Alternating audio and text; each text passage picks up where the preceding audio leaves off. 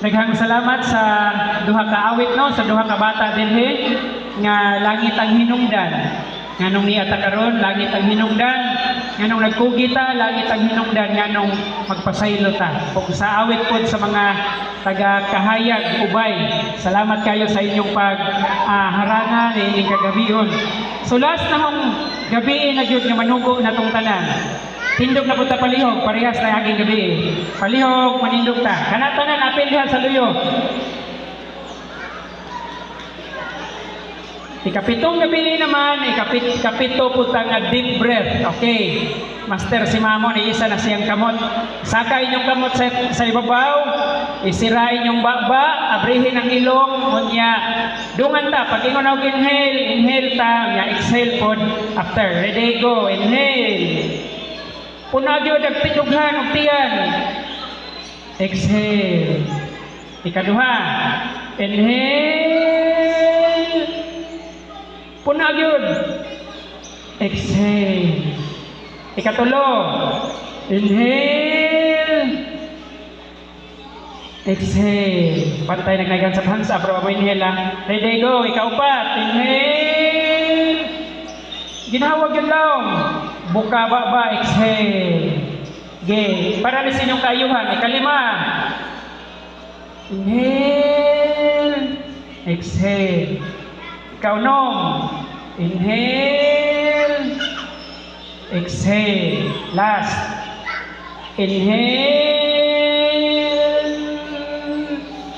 Exhale. So, thank you kayo sa inyong kooperasyon.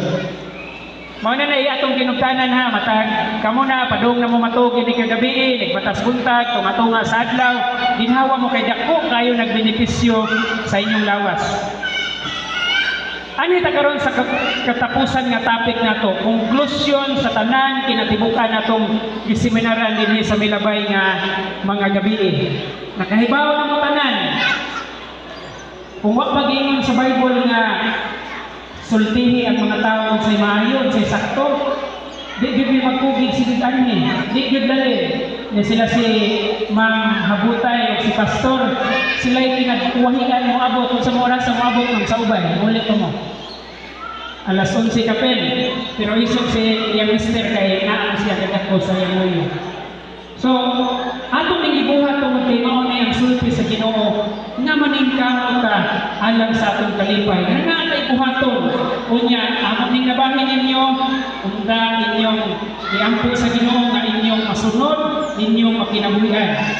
Dili na ta magpaugma-ugma, magpaunya-unya, panulitan, diskutan nato natong pagpasaylo. Anak na po kung gion ako. Di man ang sayon, pero patabang yun sa Ginoo. Sa talaan ninyong problema o kalisod, Ginoo gyud mo sampi. Ginoo gyud mo aning kabahin o prioridad sa kinabuhi. Ayaw mo ngayon, magmutana mo na mo, magmutana mo sa uban. Pag naamoy problema, naamoy mga kalibog, kaliwa sa atong mga topic sa nilagay gabi, luhod yun mo. Inyo personal o sa Ginoo ra gyud ang mabilin human aning tanan. Kung inyo magbuhaton inyong mahibaluan, ipalagay ba sa dugan, ibahin pa ninyo sa inyong mga pamilya, kahibos lang sa kinabuhi. Kay matod pa din karong adlaw mao ang adlaw sa kaluwasan. Ang kamatayon naa na sa atong palibot. Ang yawa kay bawo mo nga buhaton niya tanan panimutal sa tao nga mamatay dali. Makauna-una na lang, sige na, karoon kay naay kuhaan dito, maunay, na.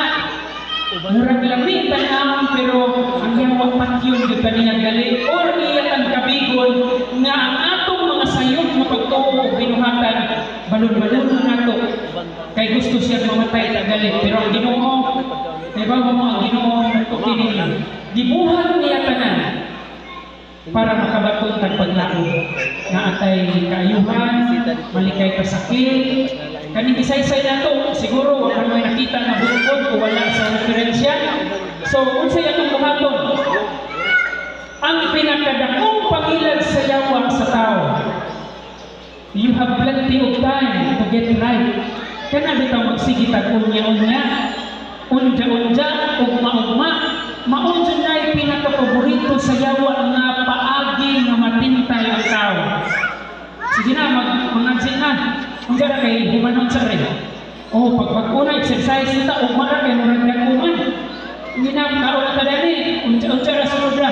Sugod, Enero 1, di ba, kadaghan nato mag New Year's resolution. Enero 1, mao na gyud magpagkuna ko. Pila din nakalangko sa ilang New Year's resolution. Or hapit na lang mo magpasko, mag-renew na po sa atong New Year's resolution. Bantahin yun ninyo, pag naamoy na hunahunaan nga buhatunon nga sakto o maayo, nga nakunbek mo nga maayo, ayaw yun mo paglangan, ayaw mo pagkunya-munya, kaya niyawa successful ilang napita. Kung sa may tubog sa Ginoo, katapusan sa mga pinaka-importanteng kamaturan na iyang gitugod sa tao. Isaiah 1:16, panghunaw ka mo, paglinis ka mo, ibutang sa halayo ang inyong daotang makabuhat, gikan sa atubangan sa akong mga mata, hunungan na sa pagbuhat sa daotan. Nabasa na ito ang description sa sala, mauna ang supak sa kabubuton sa Ginoo. So nag-ingon ang Ginoo, baguha inyong kaugalingon. Kung gusto mo, medyo bitaha sa kinabuhi, kabisag na ipagsuway, makalampos lagyan ka, baguha ang kinabuhi, biyahe ang dautan. Ang tanan nga nagahimong pagpakasala, naghimong paglapas sa sugo. Kaya ang pagpakasala, mauman ang paglapas sa sugo. Buhat 2:34, pag hinulsol ka mo, o pabautismo, kamo ang matag-usap kaninyo sa ngalan ni Jesucristo tungod sa kapasayloan sa inyong mga sala o madawat ninyo ang gasa sa Espiritu Santo. Si Ginoong Hesus kay mao pagtawag niya ngayon sa mga tao, sa iyang mga sumusunod, o ang iyang mga disipulo, daw pinuha ang iyang mga mata. Kay daghang mga nagsunod-sunod niya nga, tanan sakto din na, amo nagsundod, pero doon na sila yung gulang. Kung sa'y gingon, ato mo sa pagbasa, pag hinulsol, kung unsay atong sayo na itong taligdan, di nga nato usog-usugon sa pagtuyo, o pabautismo kamo, sa matag-usa ninyo sa ngalan ni Jesucristo, tungod sa kapasayloan sa inyong sala.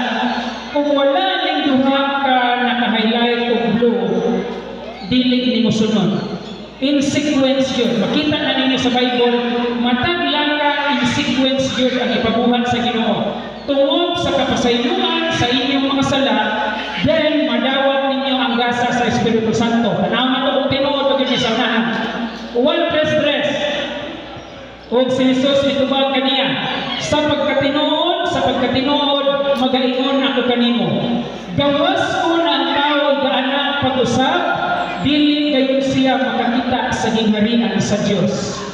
Daghan na to dinhi nga mga sa apil ko. Daghan na to dinhi nga nangambisyon nga mungantog langit. Kay dito may sakit o may problema ang pangutanan o kondisyon sa Ginoo. Gawas mo igaanak pag-usap ang tao, dili gyud siya makakita sa gingharian sa Dios. Unsa may ipasabot o igaanak pag-usap? Juan 3:4. O si Nicodemo na mutana kaniya, saan man pagkahimo nga ianak ang tao matigulang na siya, isulod pa siya balik sa tiyan. Kung sa ingon, makasulod pa ba dahil siya pag-usap sa taguangkan sa iyang inahan, unya ihimugso o ianak pagbalik. So, kung sa itubag, o si Jesus may tubag kaniya, sa pagkatinuod, magaingon ako kanimo, gawas ko ng tao igaanak sa tubig o sa Espiritu, dili siya makasulod sa gingharian sa Dios. Ato ning lugangan og katinawan unsa ning igaanak sa tubig o sa Espiritu. Igaanak pag-usap ang tao diha sa tubig, pinaagi sa bautismo, bunyag, baptism. Unsa may kalabutan niini sa atong seminar, pinadayag, gateway to a new life. Diha sa libro sa pinadayag, mauni ang dalan sa kabaguhan sa atong kinabuhi. Ang gitawag og bautismo. Mangutana ka, unsang klase nga bautismo ang gitudlo sa Biblia? So, ilista ninyo ang mga verses, i-check ninyo sa inyong balay, i-double check ninyo, i-research ninyo, kung makita ninyo kung unsa ni katinuod. Requirements, unsa yung mga requirements, unsa po na klase na bautismo, ato na makita sa unahan. Requirements for scriptural baptism, based sa Bible nga bautismo. Una, tubig. Ikaduha, pagtuo.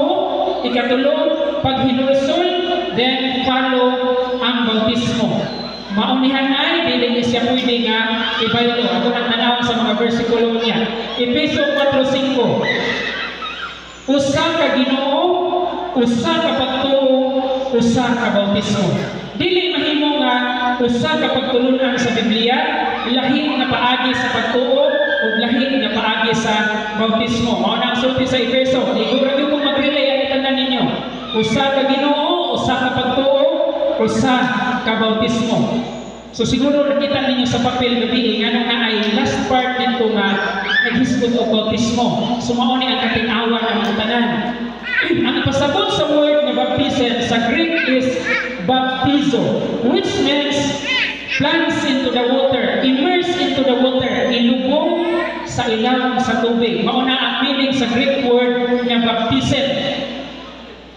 Ang usa ka yunuko, o sa nagpadayon sila pagpanaw, nahiabot sila sa tubig, o ang yunuko, dako ni siya grangko, niya gabiyahe siya, gisaysayan siya sa mga pagtulunan sa Biblia, niya gusto din siyang maluwas. Namutana siya, unsa biyang kumaton? Nakitaan man niya ang bahid sa pagbautismo. Ingon siya dito. O ang imong kumingon tanawa, anay tubig, unsa pa may mga ulang na magpabautismo na. O si Juan usab nagpabautismo sa iinon doon sa salin kay dito daghan man ang mga tubig ug ang mga tao nga ngadto ug gibautismuhan sila. Ang pamatanan nato naman ni experiensyahan nga klase sa bautismo bunyag sa atong tanawon sa unahan. Ang pag-sprinkle ba o pagbumbo o pagpaagas o jutay tubig ang pag-isip dili biblical na pagbautismo. Pwede na ninyo i-verify sa inyong Bible o sa inyong mapangutana kung naabagin na sa Bible kaning ang klase sa pagbautismo. Ang bata nahibalo ba siya unsay sala? Unsay pagtubagan? Ang batang gamay nahibalo na ba siya unsay sala, unsay dili mao, unsay sayop?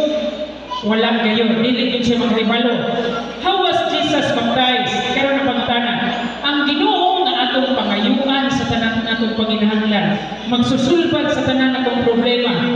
Unsa may example sa iyang kinabuhi? Siya mismo, unsa iyang gibuhat? Unsa sa pagbautismo? Roma 6:3. Wala ba kamo mahibalo nga kitang tanan na bautismuhan ngadto kang Kristo Jesus, gibautismuhan man ngadto sa iyang kamatayon. Kusang pinaagi sa bautismo, gilubong kita uban kaniya ngadto sa kamatayon, aron na si Kristo gibanhaw gikan sa mga patay, gikan pinaagi sa himaya samahan kita usab magawi diha sa kabag-o sa kinabuhi. Usa ko ng tao ana akong Kristo siya bag-o nang binuhat. So naa dinhi gisaysay dinhi nga ang atong kinabuhi. Excuse me, wala na ako'y nawa nga slide. Kadiyot lang yun. Ang tubag ato, I don't know kung anong nawa to.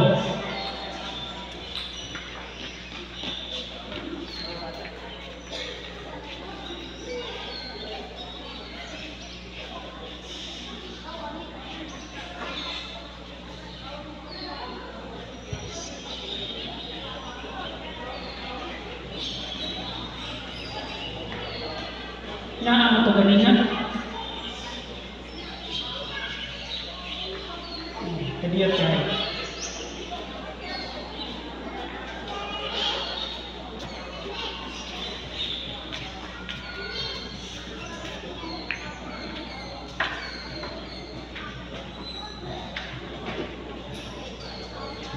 Okay.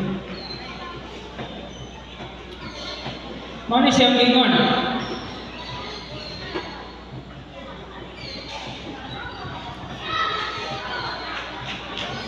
Unsay example diyon sa pagbautismo si Ginoong Hesus? Paningin sa Biblia.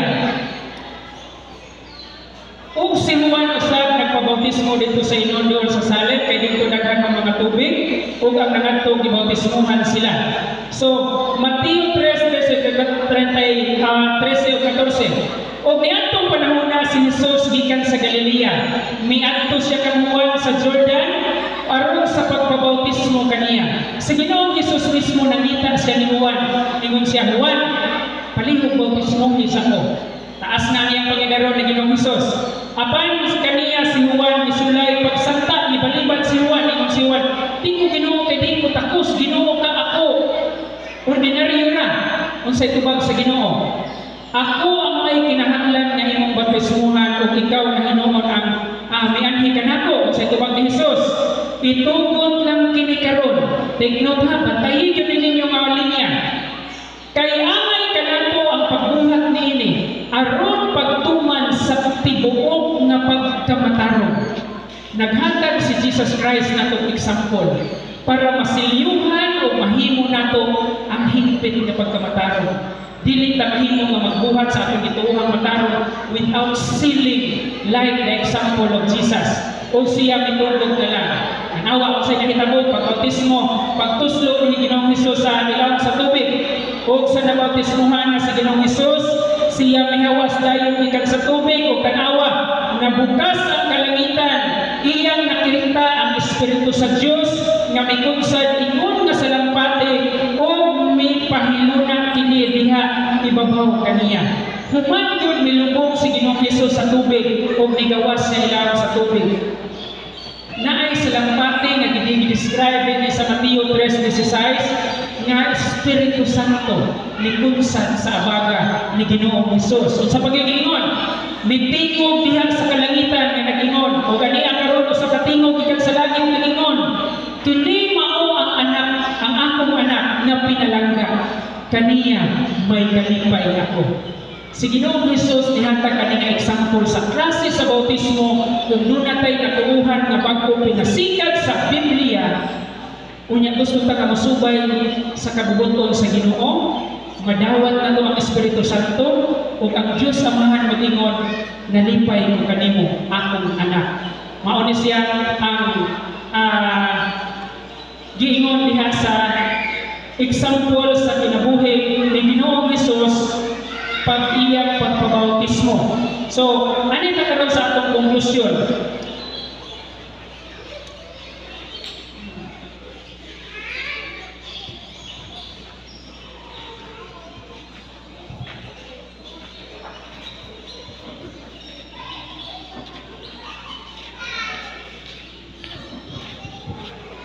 Okay.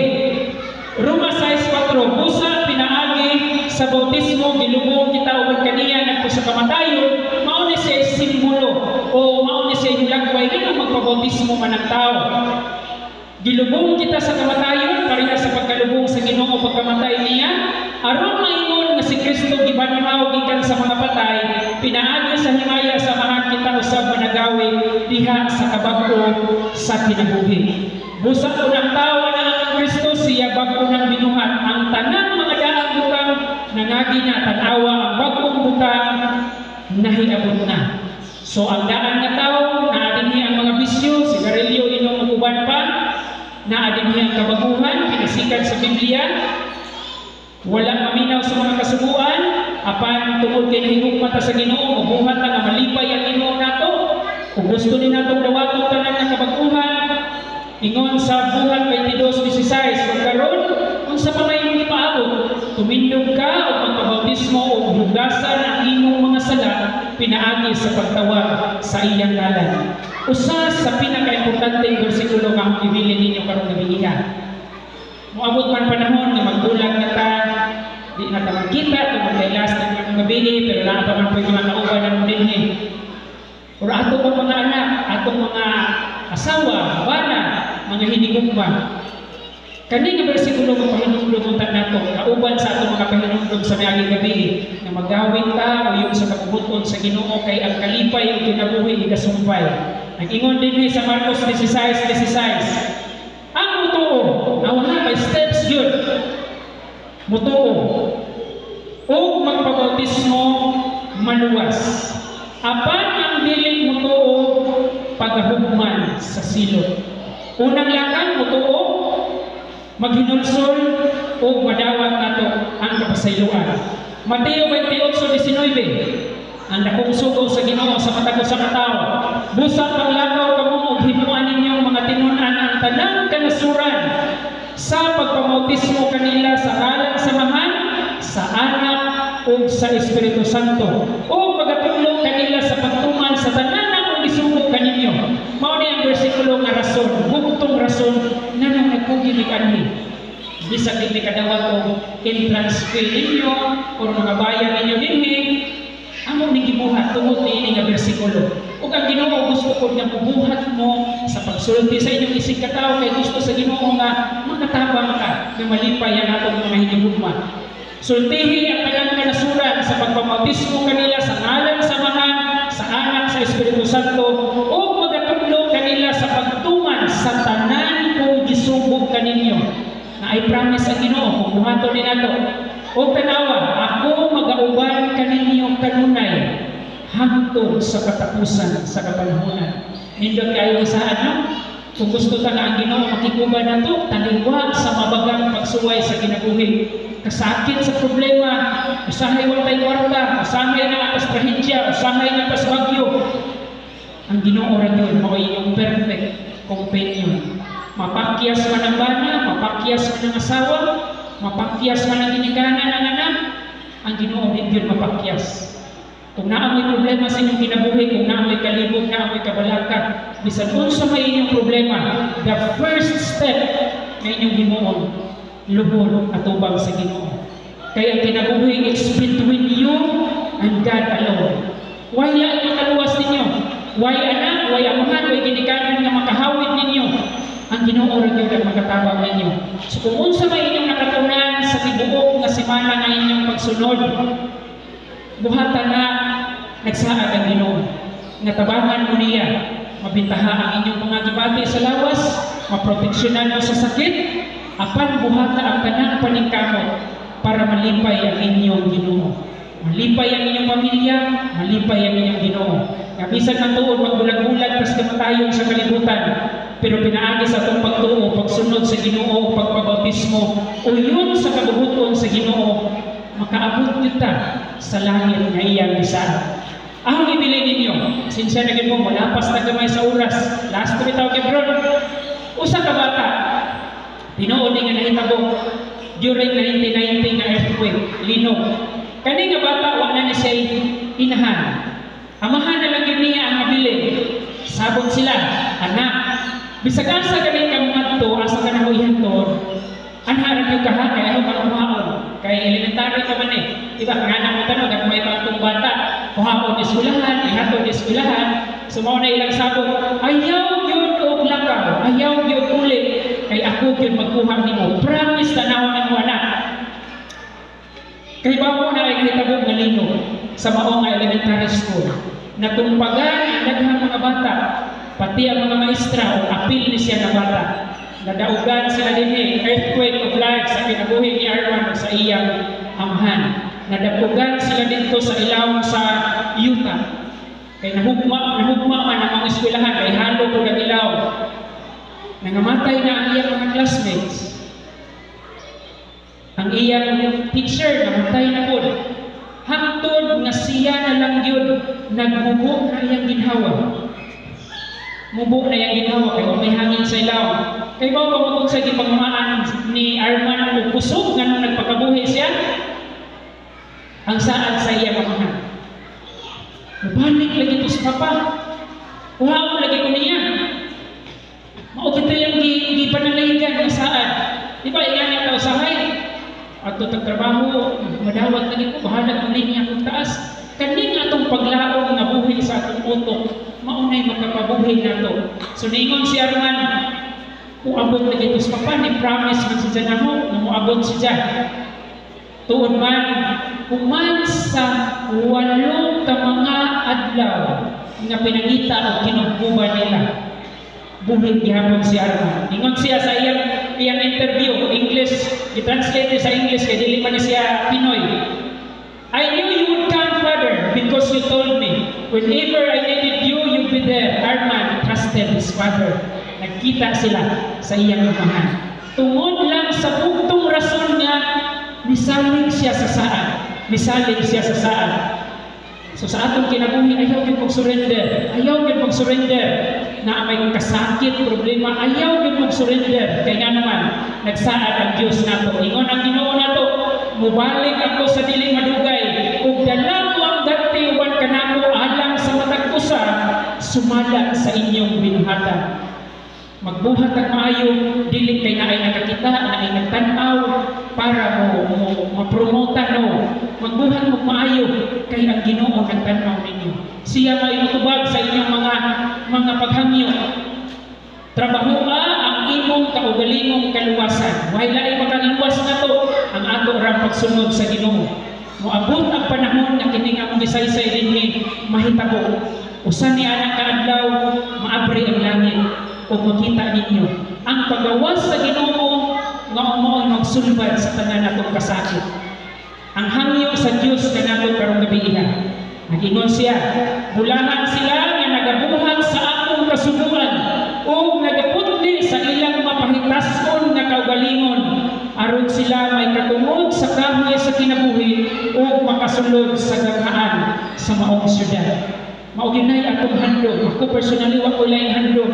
Kani bitaw magbanding ta sa atong mga anak, pamilya, manuroy ta sa kasa. Igo na ba na maglipay-lipay ta sa kalibutan? Unya sa ending sa atong kinabuhi magbuwag rata. Murag nonsense sa kinabuhi mong ingana. Kitang tanan bibo ta gastong kwarta, suroy sa lain-lain mga nasod. Pero ang ending maimpirno ang usa, malangit ang usa, pagka way pili ang kinabuhi. So start to live for Christ today and you will live forever. Ang sulugan ninyo ang kinabuhi sa Ginoo, basama ang inyong Biblia labaw sa tanan, pagpagiya mo sa Ginoo. Kay ang bugtong natong paglaom na mahuman ang tanang sakit sa kinabuhi, ang pagbalik rin sa Ginoo. Inigbalik sa Ginoo, tanawon niya, dili ta ingon og nindot ba imong sakyanan, daghan makakwarta sa bangko, dako makagbalay. Apan pilay ni pasulod nimo sa imong balay, pilay kay pasakay sa imong sakyanan o pilay kitabangan sa imong kwarta. Mangutana ko nato, kinsa sa bukos niyang kasing-kasing gahandom nga ang iyang pamilya makaadto sa langit? Isa nato atong kamot, atubangan sa Ginoo. Kinsa nato ang naghandom nga ang atong pamilya makauban nato sa langit? Wa may sakit, wa may problema, iisa kalihog nato atong kamot. Napakoy na kinukan nga wa mo isa. Sugod dita, magbuwag ang itamatog langit. Mag-ampot ka. Among Diyos na malaan, daghang salamat sa pito kagabi ngayon kong gigamit sa paghatod sa imong mga pahinumdum din kapita. Wa ko na pagaw, wa ko na unsa. Salamat kayo Ginoo sa tahas. Salamat usab sa trabasko nga imong gipiyal ka namong tanan. Sa among team, ingon manusab sa mga katawhan din sa Konsepsyon. Daghang salamat Ginoo. Ikaw nagpanuyo ka namo. Bisan pa sa hulga sa bagyo daotan nga panahon, apa nakaulit mi, nakaanhi mi, nakaulit mi, nga wa mi nangabasa ug maayo ang panahon. Ani ang katawhan Ginoo, daghan mig nakatunan, daghan mig nalista. Apan ang yawa maning kamot nga mabisi mi ug malayo sa kaluwasan. Naghangyo ko nimo Ginoo. Naghangyo nimo. Silyuhi ang among mga paghansa matag gabi. Gahandom mi tanan nga matanha sa langit. Mahuman ang among mga pag-anto sa sakit, problema finansyal, problema sa relasyon, mga kasakit ng kinabuhian. Tabangi mi Ginoo, wa mi mahimo kung wa ka. Tabangi ang taga-Konsepsyon, kauban sa ilang Pangulo, si Honorable Rico, kung sa ilang mga membro sa mga opisyalis, o ang mga membro nga niya karon sa Konsepsyon, nagatanaw, kaming tanan Ginoo, naghanduming langit. Tabangi mi bilang Espiritu, nga mapaubos ang among mga kaugalingon, o maningkamot mi nga magsunod sa imong mga pahinumdum tungod kay nahigugma minimo o nahigugma sa among pamilya. Salamat Ginoo, kung kini nga mga higayon, mahimong kinugtatan namo diha kanimo nga sa imong pagbalik puhon kaming tanan uban sa among pamilya magkauban sa kalipay diha sa langit nga giyandam kanan. Salamat sa imong pagdungog sa among mga pag-ampo, pasayloan kami sa among mga sala sa ngalan ni Jesus. Amen. Daghang salamat sa inyong pagpabilin. God bless.